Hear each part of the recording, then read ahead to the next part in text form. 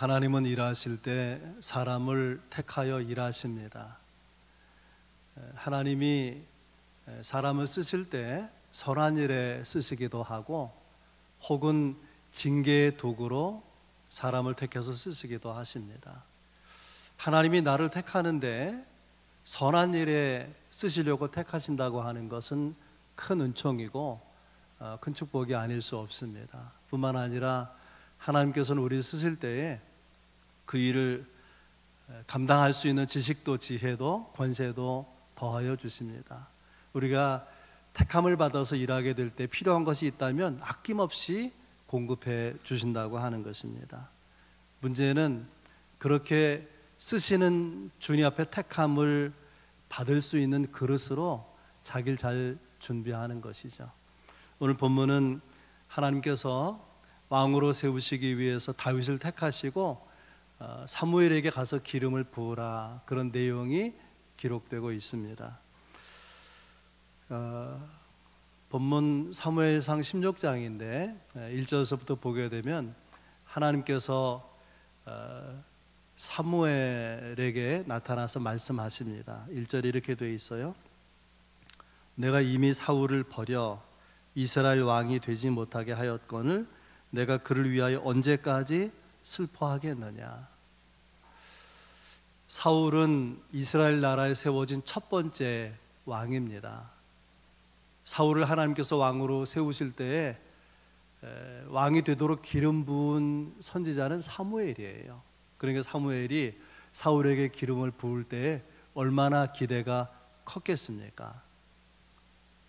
그런데 세월이 지나면서 이 사울 왕의 마음이 교만해지게 되고 그 마음이 하나님에게서 떠나게 되고 불순종하고 하나님의 마음을 대단히 아프게 만들었습니다. 결국 하나님이 사울을 버리실 수밖에 없는 상황에 이르게 된 것입니다. 하나님께서 사울을 버리신다고 하는 말씀을 하나님께로부터 받고 사무엘이 너무 마음 아파하고 슬퍼합니다. 그러나 중요한 것은 사람은 실패해도 하나님의 역사는 중단될 수 없는 것이기에 하나님께서 사무엘을 이제 베들레헴에 살고 있는 이새의 집에 가서 기름 부으라, 그런 내용이 나와 있어요. 기름불을 뿔에 기름을 채워 가지고 가라. 내가 너를 베들레헴 사람 이새에게로 보내리니 이는 내가 그의 아들 중에서 한 왕을 보았느니라. 한 왕을 보았다라고 할 때 보았다는 의미를 새겨서 영어 성경에서는 I have chosen, 내가 선택했다, 이거 완료형이거든요. 이미 선택하셨다는 거예요. 사무엘은 사울의 실패만 바라보고 마음 아파하고 있는데 하나님께서는 하나님의 일을 이어가기 위해서 이스라엘 나라의 새로운 왕이 될 사람을 이미 마음에 정하시고 결정하셨다는 거예요.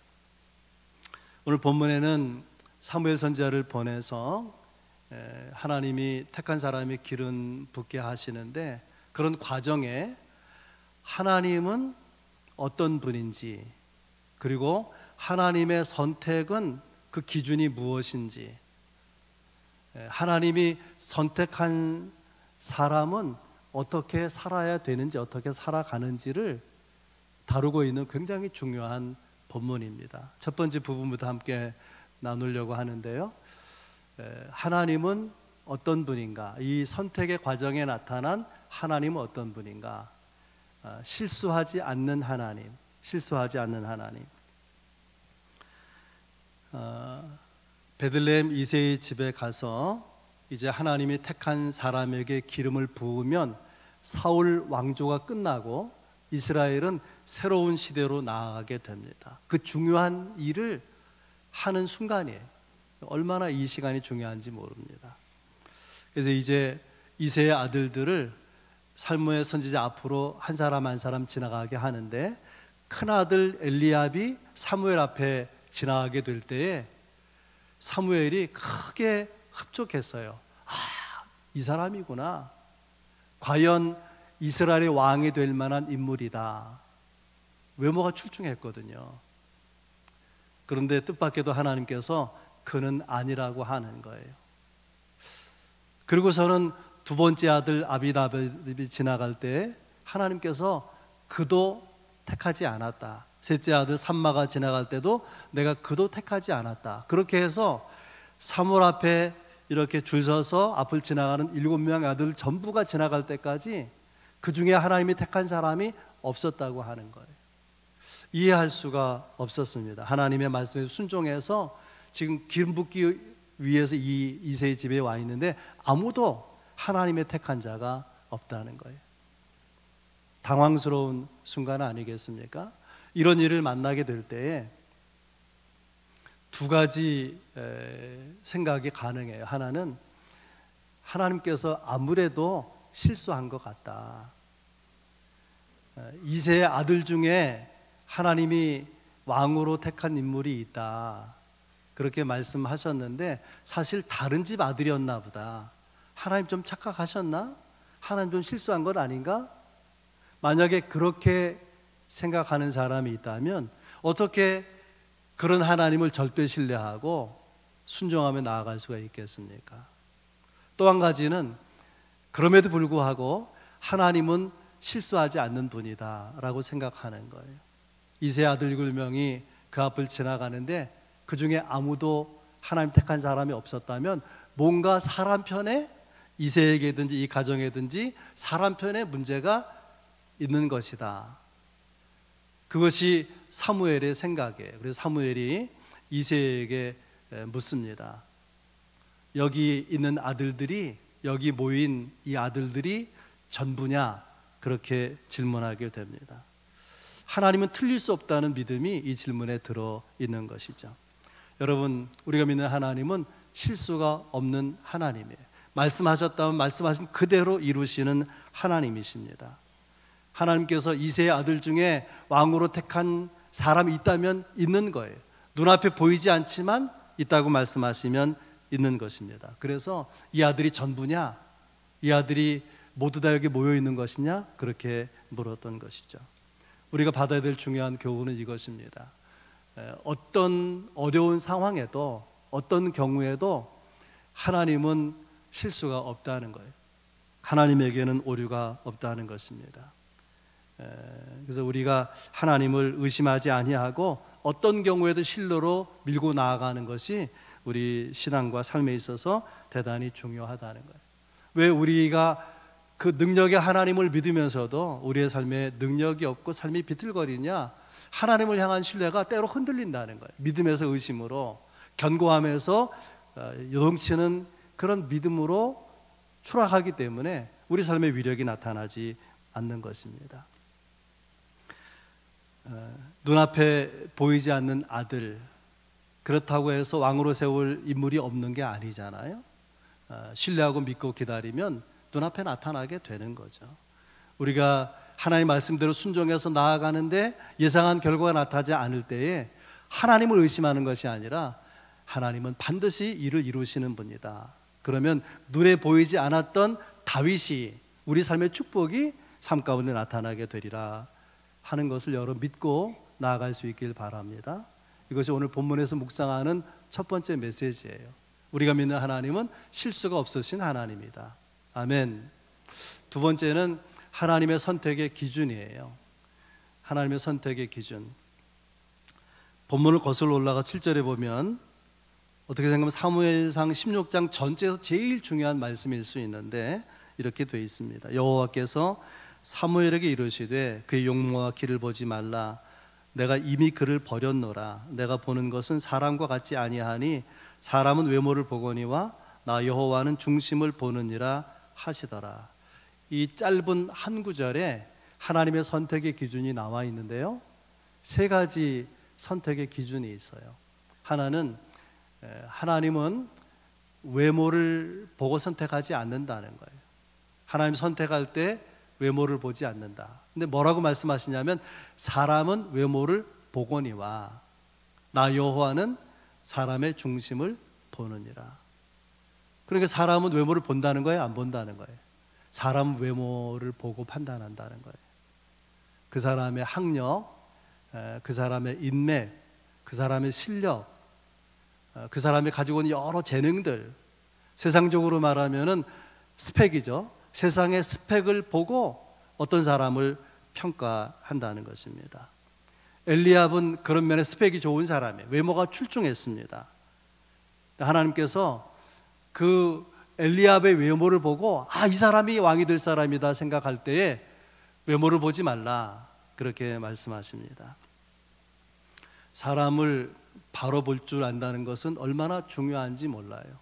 미국 오하이오주에 큰 농장을 경영하는 주인 테일러라고 하는 주인이 있었습니다. 어느 날 남론 옷차림의 청년이 자기가 먹고 사는 문제 때문에 돈이 필요했기 때문에 꼭 자기를 일꾼으로 써달라고 간절히 부탁하는데 믿음직스러워 보여서, 일을 잘할 것처럼 보여서 허락을 합니다. 예상대로 열심히, 주인이 있을 때나 없을 때나 열심히 충실하게 일을 하는 거예요. 그런 땀 흘려 열심히 일하는 이 청년의 모습을 보고 반한 사람이 있어요.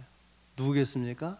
테일러 주인의 딸이 보고 정말 좋은 청년이라고 여겨서 사랑에 빠지게 되고 결국 둘은 서로 사랑하는 사이가 됩니다. 문제는 아버지가 연애하는 거를 보게 된 거예요. 아버지가 들킨 거죠. 그랬더니 아버지가 이 짐이라는 청년을 불러놓고 어디 감히 내 딸을 넘보냐.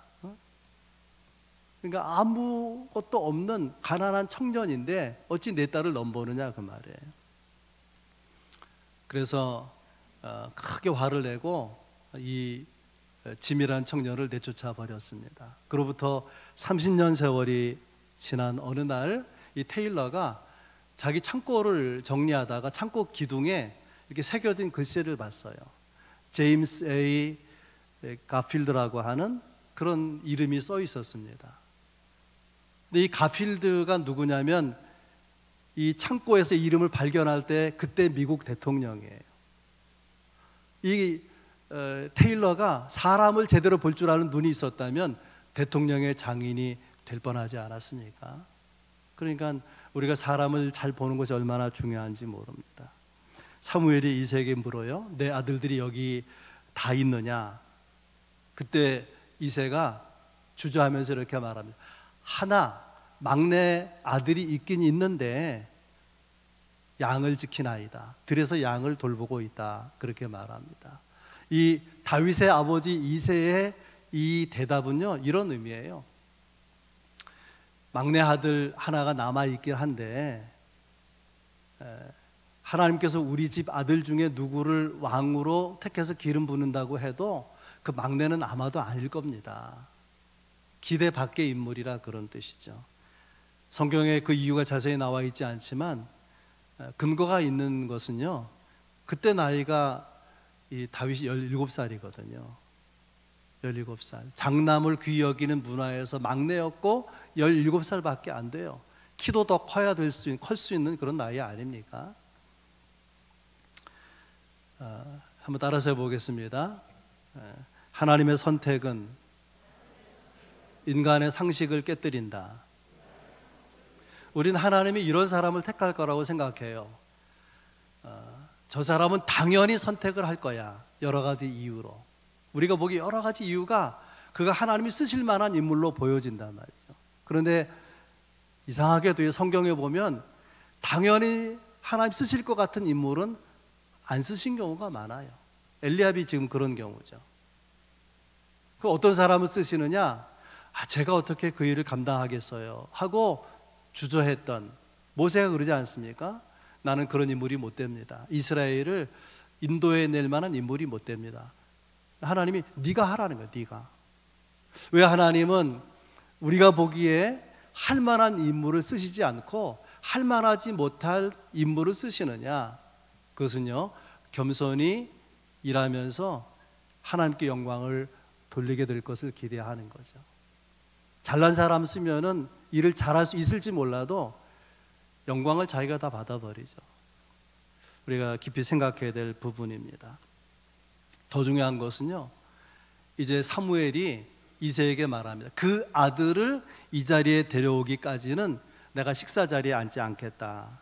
11절 말씀에 나와요. 여러분, 이 다윗은요, 아버지 이새가 주목하지 않는 아들이에요. 그의 형들도 별로 신경 쓰지 않는 그런 인물입니다. 그런데 사무엘이 말하기를 이 다윗이 오기 전에는 식사하는 자리에 앉지 않겠다는 거예요. 사무엘은 사울 왕보다 어떤 의미에서는 백성들이 크게 존경하는 큰 지도자입니다. 그가 앉지 않고 그냥 서 있는 거예요. 다윗이 올 때까지 기다리고. 다윗이 옆집에 가 있는 게 아니거든요. 들에 나가서 양들을 돌보고 있는데, 우리가 뭐 오토바이 타고 가서 데려오는 게 아니잖아요. 자동차 타고 가서 데려오는 게 아니지 않습니까? 걸어서, 아니면 다 달려가서 이야기를 하고 데려오는 데까지 적어도 30분 이상 시간이 걸릴 것인데, 이 위대한 지도자가, 큰 인물 사무엘이 자리에 앉지도 않고 그냥 서 있는 거예요. 누가 식사 자리에 앉을 수가 있겠습니까? 아버지 이새나 또 그 베들레헴 이 이새의 집 주변에 살고 있는 사람들이나 마을의 장로들이 어떻게 감히 식사 자리에 앉을 수가 있겠어요? 이 장면은 어쩌면 사무엘이 의도한 장면이에요. 이런 뜻이죠. 이제 더 이상 다윗은 당신들이 아는 다윗이 아니다.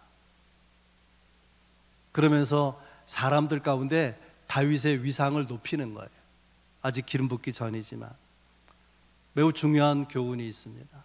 사람들이 어떻게 보느냐가 중요하지 않아요. 하나님이 어떻게 보시느냐가 중요한 것입니다. 사람이 어떻게 보느냐가 하나님께도 중요했다면 엘리압에게 기름 부었을 것입니다.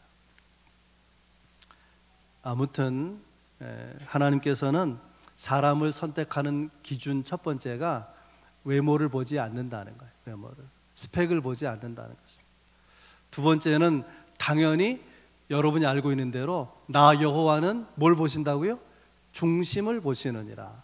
근데 그 중심이 뭘까요? 하나님이 눈여겨보신 중심이 무엇인가를 사도행전 13장 22절에는 이렇게 설명하고 있어요. 내가 이새의 아들 다윗을 만나니 내 마음에 맞는 사람이라.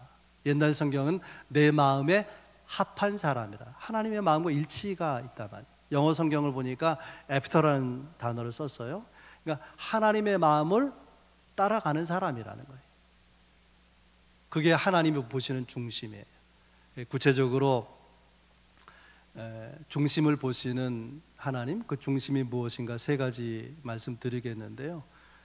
우리 피택자들에게도 여러 교인들에게도 실제적인 도움이 되기를 바랍니다. 하나님이 눈여겨보시는 것 도대체 뭔지. 첫째는 마음을 다하느냐. 중심을 보신다고 할 때 그거는 마음을 다하느냐 그거예요.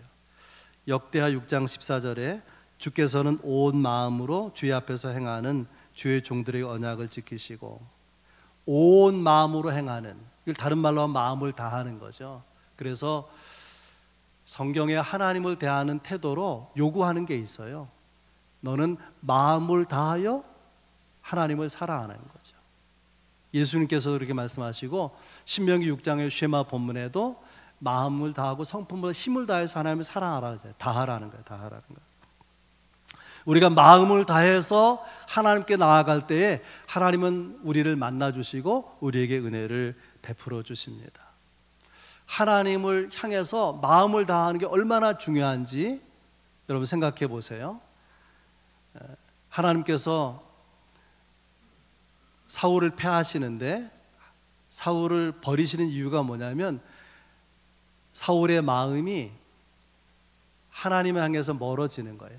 마음을 다하던 그 마음이 빠져버리고 하나님에게서 마음이 멀어져요. 그래서 하나님이 사울을 버리고 그 결과로 사울에게는 악신이 들려서 굉장히 괴로워하고 고통을 당하게 됩니다. 반면에 사람들이 눈여겨보지 않았지만 하나님께 마음을 다하는 그 어린 다윗을 하나님이 주목해 보시고 그를 택하시고 그에게 기름을 부으라는 거예요. 왕이 될 사람으로 기름을 부으라는 것입니다. 마음을 다하는 게 이렇게 중요한 거예요. 두 번째로 중심을 보신다고 할 때 그 중심은 뭐냐면은 성실함을 보는 것입니다. 중심을 본다는 것은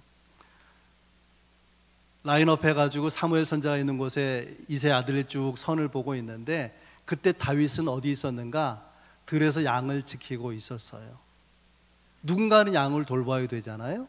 양을 돌보는 일을 하고 있을 때, 자기에게 형들이 양까지 다 맡겨졌을 때, 그때에 자기도 가고 싶지만, 자기도 선을 보이고 싶지만은 묵묵히 그 자리에 성실하게 최선을 다해서 양무리를 돌보는 그런 다윗의 모습을 생각할 수 있습니다.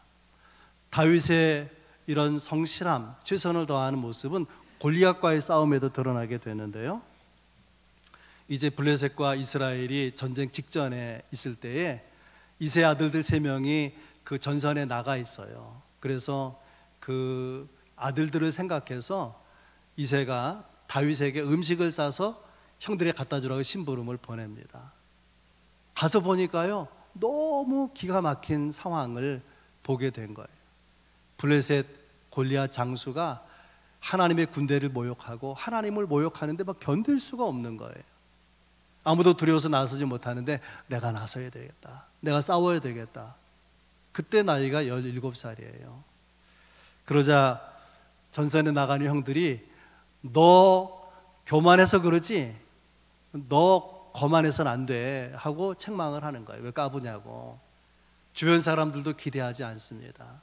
그런데 유일하게 골리앗과 싸우겠다고 나선 이 다윗에 대한 이야기가 사울 왕에게 전해져서 사울이 찾아와요. 다윗에게 와서 이렇게 말합니다. 와서 보니까 성경이 소년이라고 했는데 어려 보이잖아요. 이렇게 말합니다. 너는 아직 어리고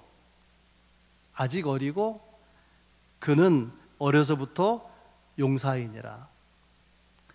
어려서부터 전쟁에 나가서 연전연승한 그냥 승리한 장군인데 너 피도 안 마른 어린애가 뭘 하겠다 그러는 거냐. 이 사울이 의심의 눈초리 못 믿어와 하는 거죠. 그때 다윗이 사무엘상 17장 36절 이하에서 이렇게 말합니다. 주의 종이 사자와 곰도 쳤나이다. 골리앗은 그 짐승의 하나와 같이 될 것입니다. 37절에 여호와께서 나를 사자의 발톱과 곰의 발톱에서 건져내셨은즉 이 블레 사람의 손에서도 나를 건져내시리이다. 용기 있게 담대하게 나서는 다윗을 보고 사울의 마음이 조금 열려서, 그래서 못 믿어온 부분도 있지만은 격려하면서 이렇게 말합니다. 그러면 이거라도 입고 나가라고 자기의 군복을 입혀주고 머리에 노투구를 씌워주고 갑옷을 입혀서 전쟁에 내보내게 합니다. 그런데 아시는 것처럼 사울은 키가 얼마나 큽니까? 머리 하나 정도 크다고 하니까 이 사울의 갑옷이나 군복이 다윗에게 맞을 리가 없죠. 입고 걸어보니 너무나 어색한 거예요. 성경에 보면 익숙하지 않다 그랬어요.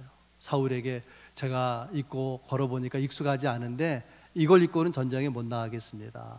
왕 앞에서 군복을 벗고 그리고 사울 앞에 나가게 되는데, 그때 다윗이 들고 나간 무기가 뭐냐면 물매와 시내에서 준비한 5개의 돌멩입니다. 이제 골리앗과 싸우게 되는데요, 골리앗은 그냥 나가도 그 앞에 당해낼 사람이 없는 위대한 장수인데 온 몸을 갑옷으로 두르고 있고 머리에 투구를 쓰고 있고 빈틈이 하나도 없어요. 빈대가 유일하게 살이 드러난 부분이 있다면 눈은 뜨고 봐야 되니까 눈 위에 이마 정수리가, 아니 눈 위에 미간이 보인 거예요. 다윗이 물매로 돌려가지고 돌을 날렸을 때 정확히 골리앗의 미간에 돌이 박힌 것입니다. 우연입니까? 하나님의 은총이죠. 여러분, 근데 하나님의 은총이 어떻게 역사하는지를 알아야 됩니다. 다윗이 말하잖아요. 내가 양을 칠 때에 사자나 곰이 양들을 움키려고 하면, 잡아먹으려고 하면 내가 돌을 날려서 쫓아버리거나 죽이거나 했는데 골리앗도 그렇게 될 것입니다. 내가 사자나 곰을 맞닥뜨려서 하나님이 나를 지켜주신 것처럼 골리앗과의 싸움에서도 하나님은 나를 지켜주실 것입니다. 이게 다윗의 대답이지 않았습니까? 다윗은 양을 치면서 가끔 나타나서 양들을 잡아먹는 사자나 곰들로부터 양을 보호하기 위해서 이 물매 연습을 하는 거예요. 물매를 돌려서 목표물에 가서 맞는지, 어느 거리에서 어떻게 던지면 맞는지를 밤낮으로 연습을 해서 던지면 백발백중 될 때까지 연습을 하는 거예요. 그런 오랜 연습 통해서 담대하게 사울왕 앞에 말한 거죠. 내가 틀림없이 저 골리앗을 쓰러뜨리게 될 것입니다. 하나님께서 골리앗과 싸우는 다윗에게 들려준 무기가 최신 무기가 아니에요. 다윗에게 있는 것은, 다윗의 손에 있는 것은 물리매와 돌멩이 5개밖에 없습니다. 볼품없죠. 여러분, 중요한 교훈이 여기 있습니다. 우리의 가진 것이 아무리 미약할지라도 하나님께서 역사하시면 승리의 도구가 될 수 있다는 거예요. 다윗이 처음에 돌을 가지고 짐승을 맞추고 그럴 때 나라를 구하겠다고, 언젠가 골리앗 같은 장군을 만나면 쓰러뜨리겠다고 연습한 게 아니에요. 양 한 마리를 돕으려고 하던 그 연습이, 그 최선이, 그 성실이 나라를 구하게 된 것이죠. 하나님은 우리가 우리의 삶의 자리에서 얼마나 성실한가, 맡겨진 얼마나 최선을 다하는가를 지켜보십니다. 그래서 바울은 이렇게 말합니다. 나를 충성되게 여겨서 내게 직분을 맡기셨나니. 바울에게 이방인의 사도로 직분을 맡기신 것은 이유가 뭐냐? 성실하기 때문에, 맡겨진 일에 최선을 다하기 때문이라고 말씀하신 것입니다. 여러분, 어떤 일을 맡든지 최선을 다하고 성실할 수 있기를 바랍니다. 이것이 하나님이 여러분에게 보고자 하는 중심이에요. 최선을 다하는 성실함, 그 중심에 있는지. 중심의 세 번째 내용은 하나님에 대한 갈망입니다. 하나님을 갈망하여 바라보는 거예요. 말씀드린 대로 다윗은요, 형제들 사이에 끼지도 못하는 못난 형제 중에 하나였습니다. 아무도 그를 주목해 보지 않아요. 그는 베들레헴 거친 들판에서 자기에게 맡겨진 양을 돌보면서 홀로 있는 시간 하나님을 바라보고 하나님을 갈망하는 거예요. 그 내용이 시편 62편에 나와 있는데 이렇게 되어 있습니다. 60편 4절에 나의 영혼아 잠잠히 하나님만 바라라. 모든 나의 소망이 그로부터 나오는도다. 이거요, 그냥 책상에 앉아 쓴 게 아니란 말이죠. 들판에서 하나님을 갈망하고 바라보는 가운데 그 심정을 노래하는 거예요. 나의 영혼아 잠잠히 하나님만 바라라. 모든 나의 소망이 그로부터 나온도다. 다윗은 하나님만 바라보는 거예요. 하나님만 바라보는 거예요. 설교를 준비하면서 복음성가가 계속 내 마음에 이렇게 맴돌았어요. 뇌리에. 하나님의 사랑을 사모하는 자라는 찬송입니다. 제가 그 가사를 읽어보겠습니다. 하나님의 사랑을 사모하는 자, 하나님의 평안을 바라보는 자, 너의 모든 것 창조하신 우리 주님이 너를 얼마나 사랑하시는지. 건너뛰어서 하나님 인자한 귀로서 언제나 너에게 기울이시니 어두움에 밝은 빛을 비춰주시고 너의 작은 신음에도 응답하시니. 그 다음이 중요한데 이렇게 돼 있어요. 너는 어느 곳에 있든지 주를 향하고 주만 바라볼지라. 주만 바라볼지라. 이 찬송 후렴 부분, 뒷부분이 계속 마음에, 너는 주를 향하고 주만 바라볼지라. 주만 바라볼지라. 하나님을 갈망하는 마음, 하나님만 바라보는 마음이 얼마나 중요한지를 하나님이 아시기 때문에 하나님은 우리가 그렇게 주님을 갈망하고 바라보도록 때로 홀로 있게 하시고요, 때로는 아프게 하고 때로는 어려운 일을 만나게 하는 것입니다. 여러분, 성경에 위대하게 쓰임받은 인물들이 다 홀로 있는 고독한 시간을 통해서 인물로 길러지는 거예요. 그의 재능이 어떻든지 간에 하나님을 갈망하고 하나님만 바라보는 가운데에 그의 내면이 하나님 쓰시기 합당한 사람으로 준비되어 가는 거죠. 바울 사도는 부활의 주님을 만나서 확 뒤집어지지 않습니까? 그러나 그날로 사람들 앞에 서서 설교한 것이 아니라 아라비아 광야로 3년 하나님만 바라보는 시간을 가져요. 홀로 고독한 가운데. 그러면서 하나님을 더 가까이 알게 되고 내적으로 충만해지게 되고 하나님의 마음을 가진 자, 하나님의 마음을 따라가는 사람으로 빚어져 가는 거죠. 그리고 위대한 바울이 된 것입니다. 하나님은 외모를 보지 않고 중심을 보십니다. 우리의 마음을 다하는지, 내게 맡겨진 일이 비교적 사람들에게 작은 일처럼 보여도 성실하게 최선을 다하는지, 하나님만 갈망하는 주님을 바라보는 마음인, 이게 주님 보신 중심이에요. 이런 중심이 여러분 가운데 있길 바랍니다. 세 번째 여러분과 나누고자 하는 것은, 이렇게 하여 선택받은 자의 삶의 자세는 어떠해야 되느냐? 한마디로 말하면 거룩이에요. 다윗은 기름 부음을 받고 살아가면서 항상 나는 기름 부음을 받은 자다라는 것을 마음에 새기고 살았습니다.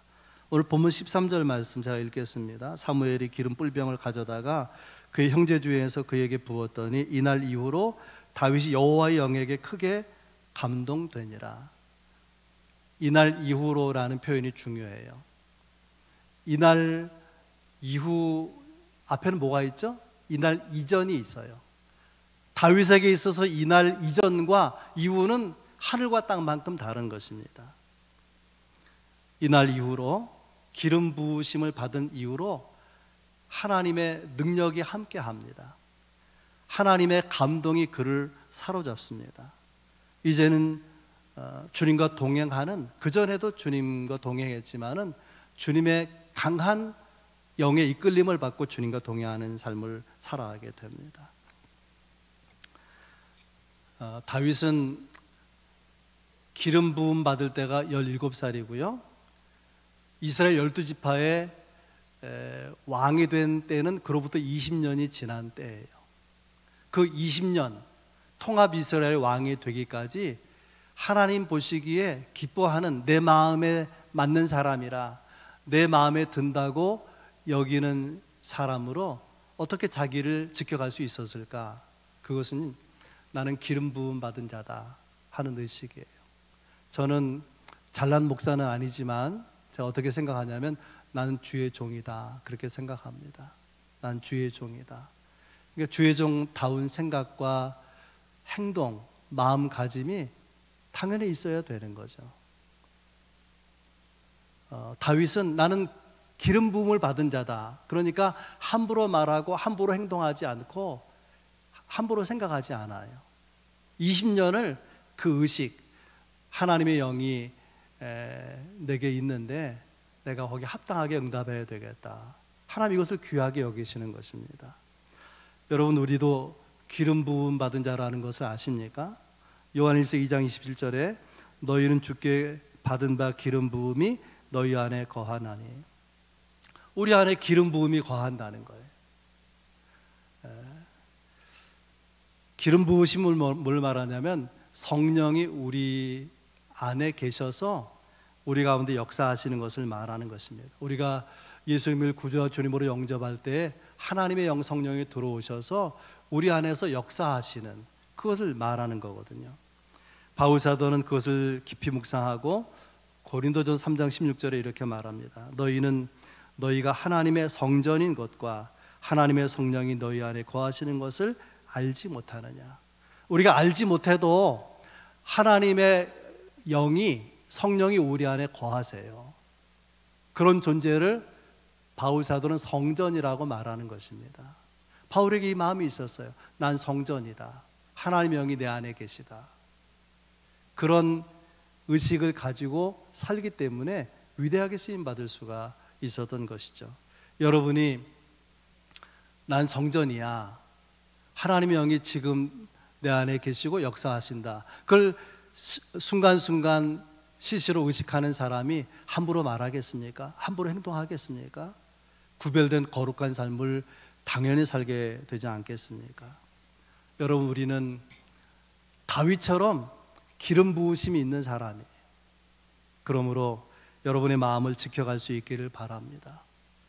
하나님의 영이 여러분 안에 거하는 성전이기 때문에 품격을 지켜갈 수 있기를 바랍니다.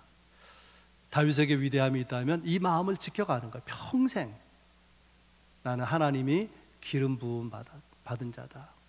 하나님이 아니면 지멋대로 살아도 되지만 하나님이 함께 계시는데 어떻게 그렇게 살 수가 있느냐. 그래서 위대하게 쓰임받는 또 이스라엘의 가장 위대한 왕 중의 왕이 된 것이죠. 사도행전 13장 22절에 내가 이새의 아들 다윗을 만나니 내 마음에 맞는 사람이라 내 뜻을 다 이루리라. 이 은혜가 여러분 모두의 있기를 주님의 이름으로 축원합니다.